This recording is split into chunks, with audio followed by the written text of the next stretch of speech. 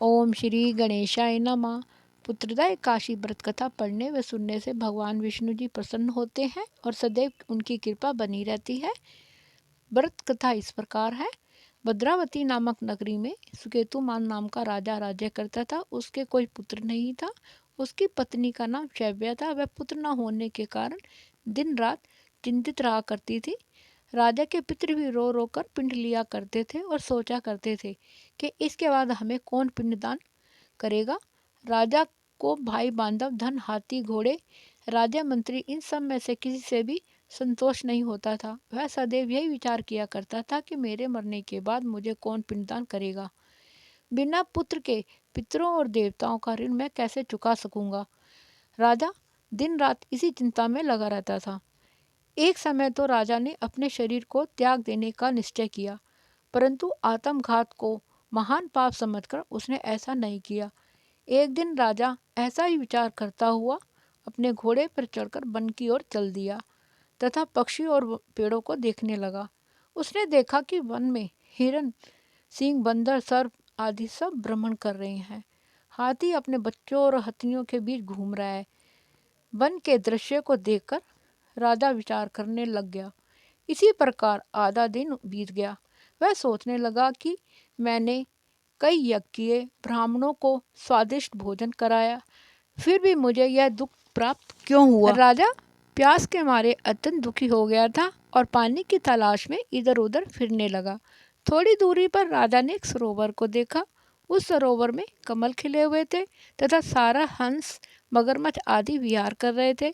उस सरोवर के चारों ओर मुनियों के आश्रम बने हुए थे। उसी समय राजा के दाहिने अंग फड़कने लगे।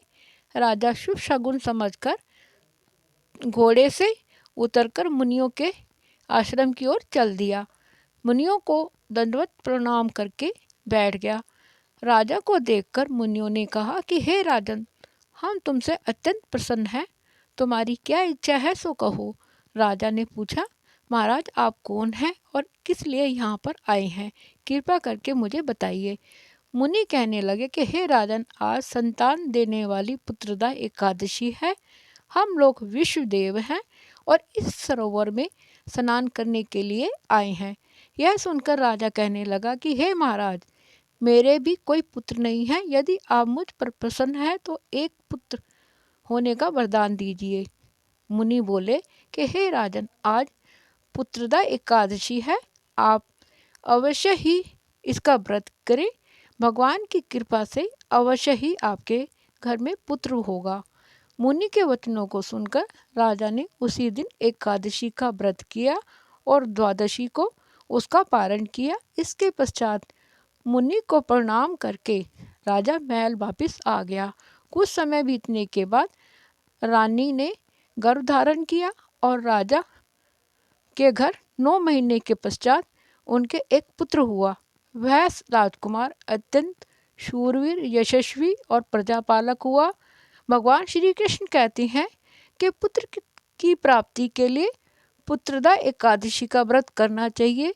जो मनुष्य इस व्रत कथा को सुनता व पढ़ता है, उसे अंत में स्वर्ग की प्राप्ति होती है। ओम नमः शिवाय। हर हर महादेव।